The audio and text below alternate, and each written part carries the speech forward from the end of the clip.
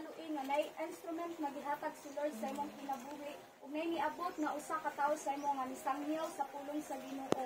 Ug dito nasayran ang Ginoo sa dito nimo nasayran or naabrihan nimo ang imong salabutan or ang imong huna-huna nga kung unsa jud ay kamaayo ang Ginoo sa tong kinabuhi. Ug nagbuhat siya og kanang kaayuhan sa atong mga kinabuhi kadtong nahigugma kaniya kay which is kita sa una realidad jud sa una nga kita nakaila man ta og Dios pero walay tinud-anay nga nahigugma no Amen. ngano ang mga tao karon to see is to believe man mutuo lang sa makita. Amen. But power si Lord tong time na nga naka-divine appointment ta, nabrihan ang ato ang huna-huna ug atong kasing-kasing nga dapat giday nato gigugmaon si Lord kay ang tanang kaayuhan na ihatag sa Ginoo sa ato ay mas the best pagyod sa wala na to gipangayo og sa kanang ang ihatag ni Lord sa Amen.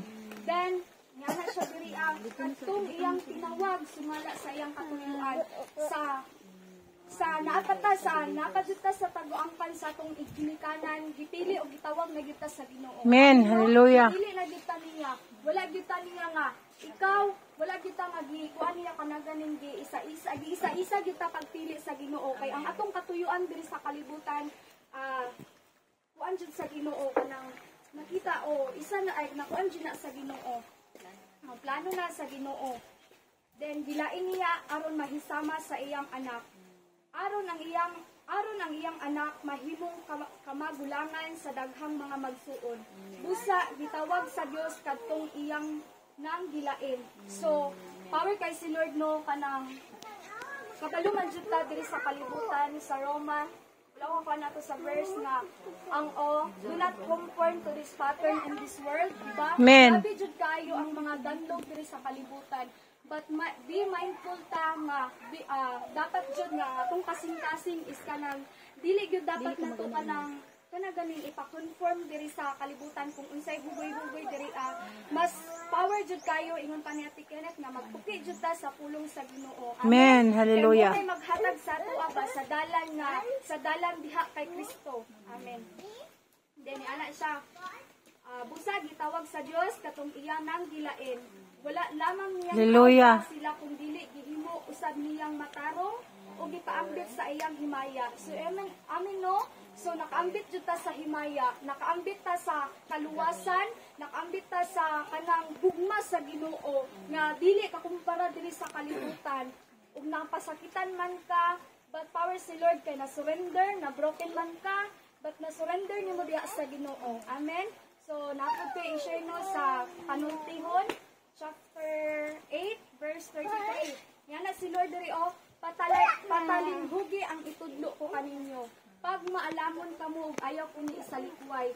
So power kay si Lord nga ang iyang mga pulong jud ang iyang mga pulong nga moy atong nabasa or atong gi-apply sa atong kaugalingon ana siya diri mahimo jud tang pagmaalamon. Amen. Dili jud nato isalikway ang pulong sa Ginoo.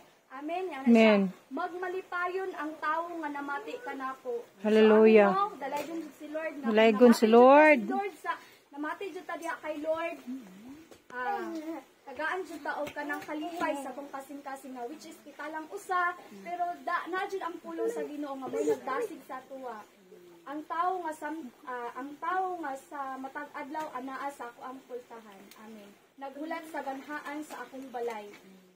Ang makakaplag kanako makaangkon sa kinabuhi. Amen no? Kung ikaw jud ang nangita kay Lord, kung wala pa man si Lord sa imong kinabuhi karon, hinayon na jud og panuktok diha sa imong kasing-kasing. Hallelujah. Amen. Og kahimutan ka sa Ginoo. Apan ang wala, may warning si Lord. Apan ang wala makakaplag kanako nagdaot sa iyang kaugalingon. So no. Amen. Hallelujah. Klaro kayo. Kayo no kanang kuan jud kay dulot jud ang pulong sa Ginoo ba na ana jud siya ang wala gyud nangita kay sa Ginoo nagdaot siya sa iyang kaugalingon. Madanger jud atong kaugalingon na bisan asa na lang ta nga mga dalan nga moadto kamotipas na lang ta ingon ana.